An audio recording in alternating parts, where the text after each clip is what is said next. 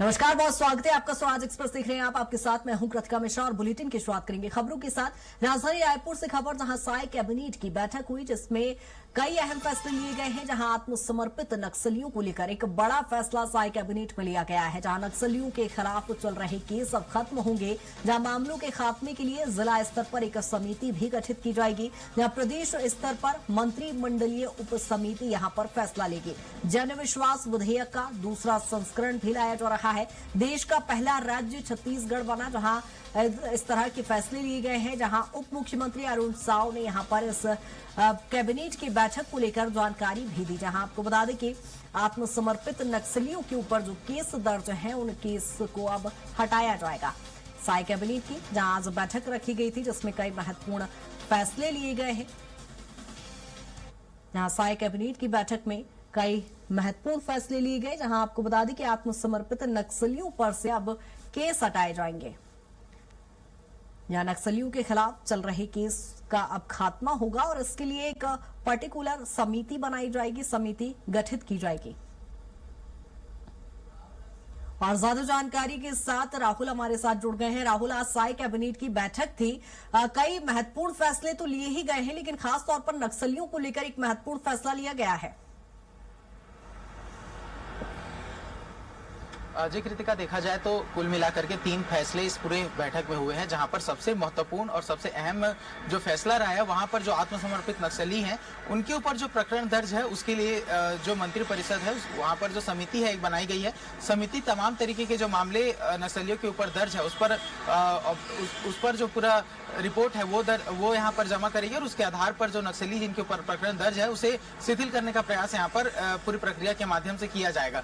साथ में देखें तो आपको बता दूं कि जिस तरीके के फैसले हुए हैं यहाँ पर ईज ऑफ डूइंग बिजनेस और ईज ऑफ लिविंग को लेकर भी फैसले लिए गए हैं, जहां पर ऐसे प्रकरण जिसमें वैधानिक तौर पर लोगों को काफी परेशान होना पड़ता था, कई जो नियम थे जिसमें बदलाव किए गए हैं, जिसके तहत देखा जाए तो राज्य सरकार द्वारा 8 अधिनियमों में बदलाव किए गए हैं और 163 जो प्रावधान है उसमें संशोधन किया गया है। इसके साथ सबसे अंतिम में जो रहा है वो छत्तीसगढ़ विनियोग विधेयक 2025 का अनुमोदन किया गया, जिसके आधार पर आर्थिक संकट होने की स्थिति में इस जो पूरा बजट है उसका उपयोग किया जा सकेगा। तो यदि शुरू से चर्चा करें कृतिका, तो जिस तरीके से छत्तीसगढ़ में ये कैबिनेट का बैठक हुआ शीतकालीन सत्र से ठीक पहले एक बड़ा फैसला लिया गया है, जहां पर आत्मसमर्पित नक्सलियों के लिए सरकार के द्वारा जो बड़ा फैसला है वो किया गया है। जहां पर मुख्य तौर पर देखा जाए तो आत्मसमर्पित जो नक्सली हैं जिनके खिलाफ विभिन्न मामलों में जो प्रकरण दर्ज हैं उसके निपटारे के लिए, उसके निराकरण के लिए छत्तीसगढ़ सरकार ने फैसला लिया है। इसके लिए एक समिति का गठन किया गया है। समिति का यदि पूरी प्रक्रिया को समझे तो 3 स्तर पर यह काम होने वाला है, जहां पर समिति के लिए जिला स्तर पर उप समिति बनाई जाएगी। ये उप समिति आत्मसमर्पित नक्सलियों के प्रकरणों का ऑब्जर्व करेगी, उसके जो निराकरण है उसको जो नक्सली है उसके आचरण का यहाँ पर ऑब्जर्वेशन किया जाएगा। इसके आधार पर जिला पुलिस मुख्यालय के पास एक रिपोर्ट तैयार करके भेजी जाएगी, जिसमें जो आत्मसमर्पित नक्सली है उसके आचरण से लेकर के तमाम तरीके के जो उसके व्यवहार है उसका एक रिपोर्ट जारी किया जाएगा। उसके प्रकरण के संबंधी जो रिपोर्ट है वो तैयार किया जाएगा, PHQ यानी जिला मुख्यालय भेजा जाएगा और यहाँ से ये रिपोर्ट जो है वो ऊपर मंत्री परिषद तक पहुंचाई जाएगी, जिसमें विधि विधेयक से होते हुए जो पूरा रिपोर्ट है वो मुख्य समिति तक पहुंचेगा। ये जो मुख्य समिति है पूरी तरीके से विधि विधेयकों के साथ मिलकर के तमाम तरीके के जो प्रकरण है उसका जांच करने के बाद जो पूरा मामला है उसे मंत्री परिषद के पास पेश किया जाएगा और इस रिपोर्ट के माध्यम से जो भी नक्सली जिसके ऊपर किसी भी तरीके के मामले या प्रकरण दर्ज है उसके निराकरण का रास्ता खुलेगा। इसके साथ में दूसरा महत्वपूर्ण बिंदु यह है कृतिका की जो केंद्र से संबंधित यदि कोई प्रकरण होता है तो सेम प्रक्रिया के तहत मंत्रिमंडल तक की जो पूरी रिपोर्ट है वो तैयार की जाएगी और ये जो रिपोर्ट है उसे मंत्रिमंडल केंद्र तक प्रेषित करेगा और केंद्र के द्वारा जो फैसला है वो लिया जाएगा कि जो नक्सली है उसे उसके जो प्रकरण है उसे शिथिल करना है, उसके निराकरण करने के लिए क्या कुछ करना है। और निराकरण एक शब्द का मैं प्रयोग कर रहा हूँ कृतिका बार बार, यहाँ पर ऐसे प्रकरण जिस पर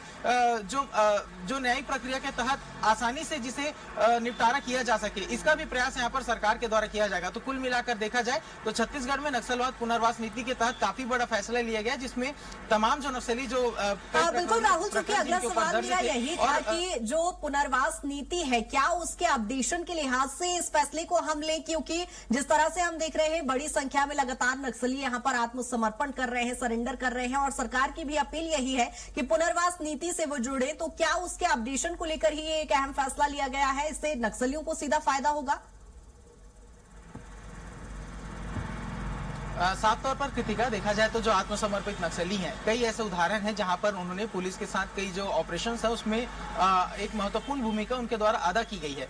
और उसके साथ साथ मुख्य धारा में जुड़ने के साथ ही एक साधारण जीवन उनके द्वारा व्यतीत किया जाता है, लेकिन इस बीच में जो प्रकरण दर्ज होते हैं उसके लिए कई बार उन्हें बार बार पेशी के लिए परेशान होना पड़ता है। जो न्यायिक प्रक्रिया है उसके तहत उन्हें गुजरना पड़ता है। तो सरकार के द्वारा काफी महत्वपूर्ण फैसला लिया गया, जिसके तहत ऐसे प्रकरण जिस पर निराकरण त्वरित रूप से किया जा सके, इसके लिए समिति का गठन किया गया। और पुनर्वास नीति के तहत देखा जाए तो काफी बड़ा फैसला ये लिया गया, क्योंकि आने वाले समय में देखा जाएगा कि छत्तीसगढ़ में जब जो अभी थोड़े बहुत जो नक्सली बच भी गए हैं तो उन्हें मुख्य धारा में जुड़ने के लिए, आत्मसमर्पण के लिए जो छत्तीसगढ़ सरकार जो नक्सलवाद नीति बना करके चल रही है, पुनर्वास नीति बना करके चल रही है, उससे जुड़ने के लिए प्रेरणा मिलेगी। तो छत्तीसगढ़ सरकार का काफी बड़ा फैसला है और इसके माध्यम से केंद्र और राज्य दोनों स्तर पर जो प्रकरण दर्ज है उसके निराकरण के जो रास्ते हैं वो यहाँ पर खुल जाएंगे। कृतिका बिल्कुल राहुल, इसके अलावा हम ओवरऑल कैबिनेट की बैठक को लेकर यदि चर्चा करें तो चूंकि शीतकालीन सत्र से ठीक पहले ये बैठक बेहद ही महत्वपूर्ण मानी जा रही है, इसके अलावा कौन कौन से विषयों पर चर्चा हुई है? चूंकि धान खरीदी भी एक अहम मुद्दा छत्तीसगढ़ में देखा जा रहा है।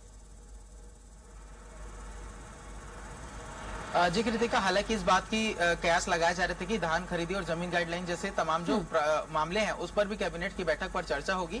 लेकिन यदि कैबिनेट की बैठक पर ओवरऑल देखा जाए कृतिका, तो 3 बिंदुओं पर चर्चा हुई है। जैसा मैंने बताया, आत्मसमर्पित नक्सलियों के विषय में जो चर्चा हुई है, उसके अलावा जो ईज ऑफ डूइंग और ईज ऑफ लिविंग के तहत जो छत्तीसगढ़ सरकार है उसने कई नियमों को सरल करने का प्रयास किया है, जिसमें विभिन्न विभागों के विभिन्न प्रकरणों को शिथिल करने का या फिर उसके जो प्रकरण है उसमें कम करने का प्रयास किया गया है। इसके साथ में देखें तो जो अंतिम फैसला लिया गया वहां पर छत्तीसगढ़ सरकार के द्वारा जो कैबिनेट में फैसला लिया गया, वहां पर अनुपूरक अनुमान वर्ष 2025 के लिए जो बजट है वो यहाँ पर विनिमय विधेयक जो विधेयक है वो यहाँ पर प्रस्तुत किया गया है। तो इसके माध्यम से देखा जाएगा कि आर्थिक रूप से जब संकट की स्थिति होगी तो इसका उपयोग कर पाएंगे। और यदि हम जो जन विश्वास विधेयक जो छत्तीसगढ़ कैबिनेट बैठक में अभी आज लाया गया है उसकी यदि बात करें तो इसके माध्यम से देखा जाएगा कि जो कानून है उसे समयानुकूल और नागरिकों के अनुकूल बनाने का प्रयास यहाँ पर किया जा रहा है कृतिका, जिसमें छत्तीसगढ़ जन विधेयक लाने वाला छत्तीसगढ़ देश का पहला ऐसा राज्य बना है जो दूसरी बार ऐसे विधेयक जिनके द्वारा प्रस्तुत किए गए। और जब कैबिनेट मंत्री छत्तीसगढ़ के उप मुख्यमंत्री अरुण साव पूरे विषय पर चर्चा कर रहे थे तो उन्होंने जिस तरीके की जानकारी दी है कि इसके माध्यम से ऐसे प्रकरण जिसमें जुर्मानी कार्रवाई होती थी या फिर बार बार पेशी किया जाता था। बिल्कुल राहुल, कुल मिलाकर कहा जाए कैबिनेट की बैठक में कई महत्वपूर्ण फैसले इस बार लिए गए हैं। बहुत शुक्रिया तमाम चर्चा के लिए।